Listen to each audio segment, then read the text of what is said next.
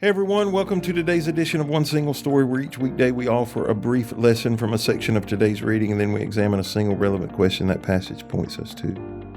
Today I'm joined by Rivenbark, and we're looking at a passage from Psalm 98.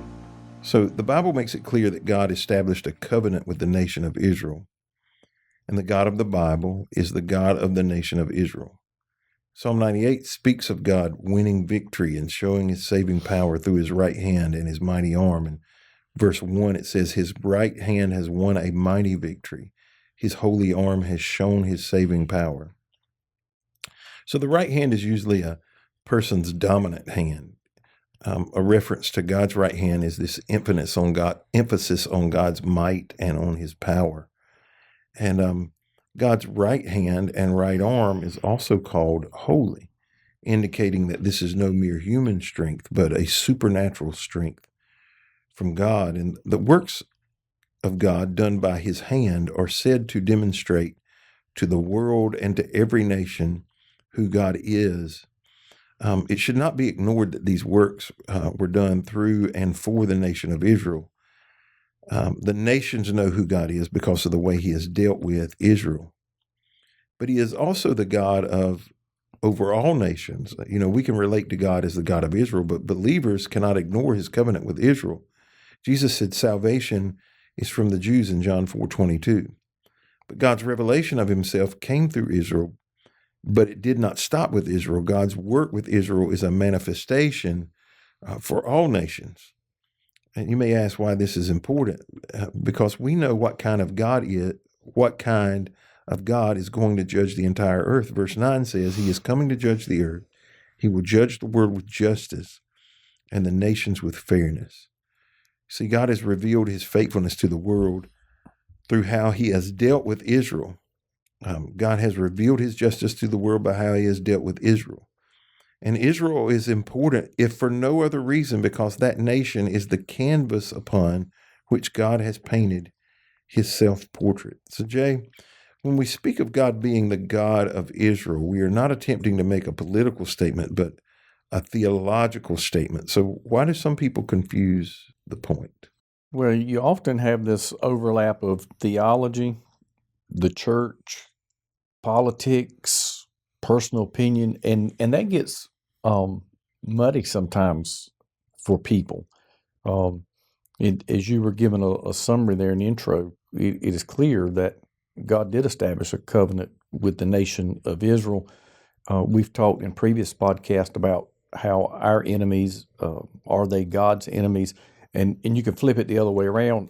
Are God's people our people? And for a lot of people, there's a strong allegiance to the nation of Israel that, again, spills over into politics. It's not just theological. And then for some people, I don't think they understand the concept at all.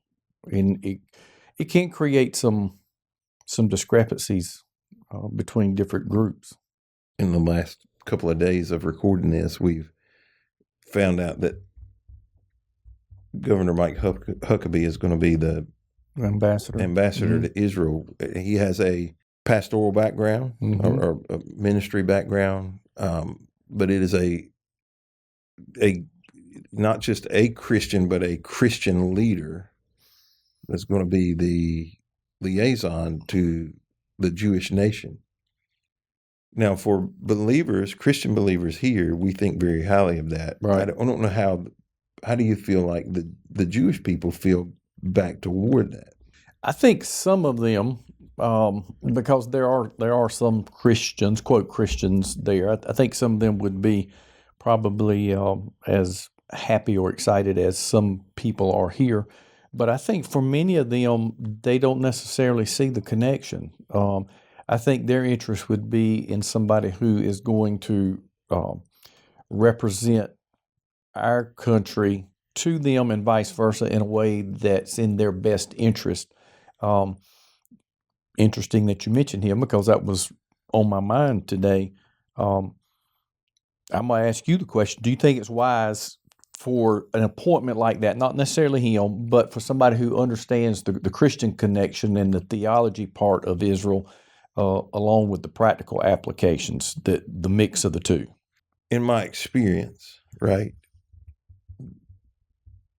there are very few greater, and I think the nation of Israel knows this, greater defenders of the nation of Israel than the evangelical church. Correct.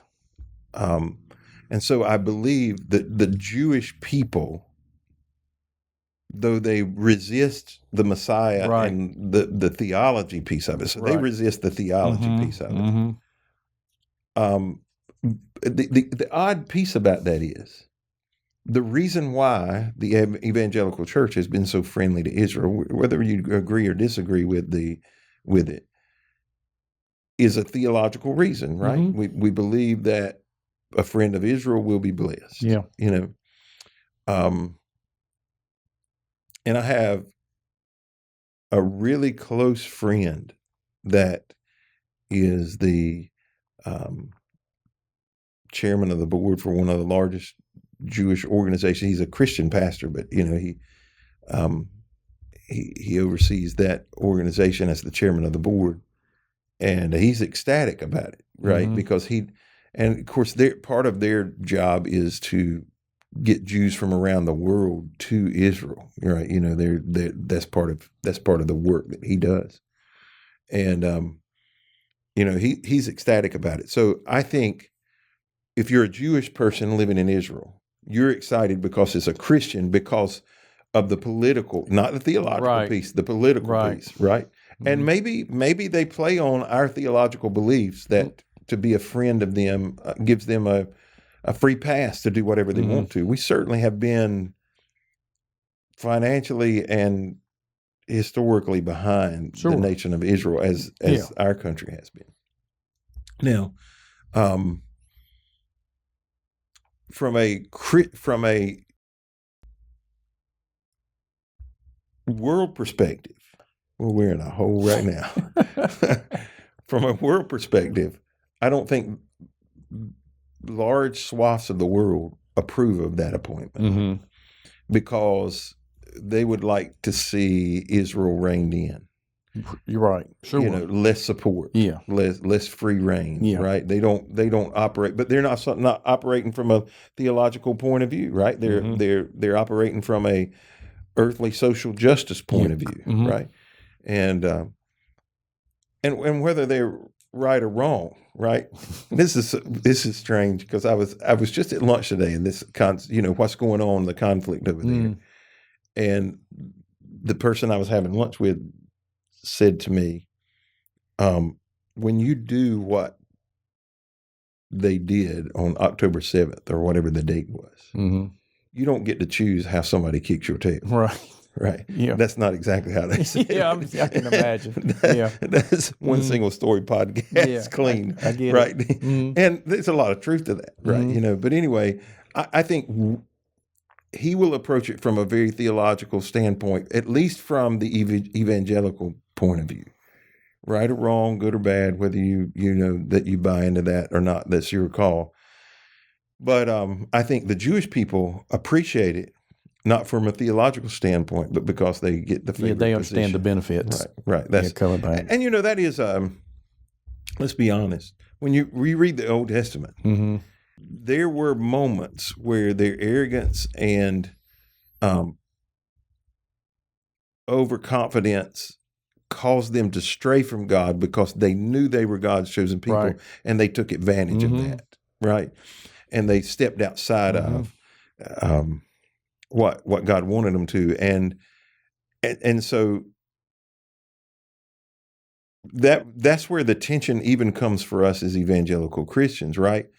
Because it is our obligation to keep them under control, or is our obligation to support them, as the Scripture says? That you can bring that to anything you want to, right? Is when it comes to homelessness or people in poverty, is our job to help them make sure they steward the money good, or is our job just to help them, right? All those things. It's always a tension. There is a tension that's present in it. And there's no right answer, right? The only way you can not be taken advantage of is not to help anybody.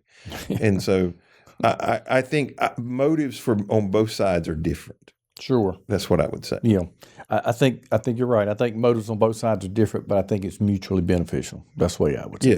Yeah. I don't worry about standing before God, about my lack of support for the nation of Israel. Mm-hmm.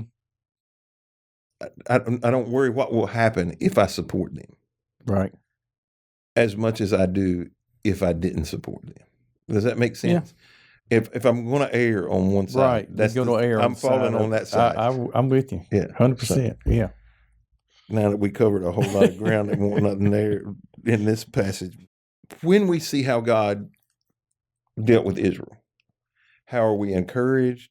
How are we warned? What effect should it have on our personal lives?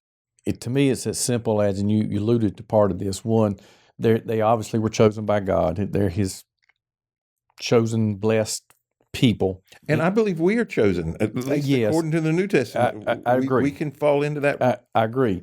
And so therefore, many benefits come out of that. You mentioned them stepping out of the will of God and the plan and the purpose and doing their own thing. The warning to us should be is, even though I'm favored by God, even though I'm chosen, even though I belong to His family, He has boundaries and limits. Mm-hmm. And there are times when He will take action to get my attention, get me back in line, whether that's Him dealing directly with me or allowing other people to deal with me in my circumstance and situation. And so it works both ways. I think it's a big error for you to say, I'm a Christian, or I'm a Jew, I'm blessed, I'm favored, I'm all these things, and not to realize that's just one side of the equation. Mm-hmm. There's a God over here that says, at some point in time, I call you bluff on that, and we're going to do business. Right. And back to the conversation the example I was just giving, they have to answer for whatever rebellion they may and advantages they take of that favored status. Yes. And we have to answer for whether we support or don't support, it's in our wheelhouse. And the same is true in the life we live. We got to answer. Right? Absolutely. And I am more and more convinced of that. It's not that I don't believe God forgives and the grace is not big, but continued rebellion brings destruction. It's a dangerous thing. It is. Yeah. Well, thank you for joining us today on this edition of One Single Story. We hope you'll be back with us tomorrow as we continue a conversation around the book of Psalms.